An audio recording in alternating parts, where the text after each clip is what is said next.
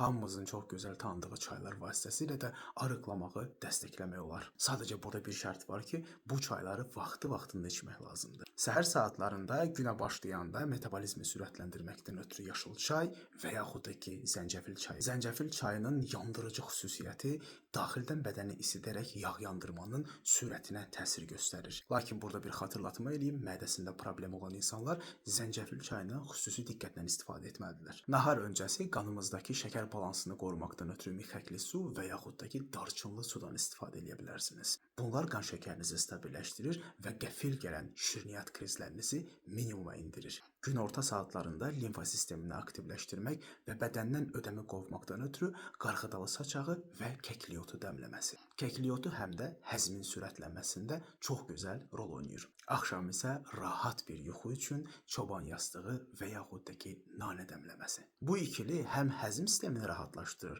həm də sinir sistemini rahatlaşdıraraq bədəni sakitləşdirir.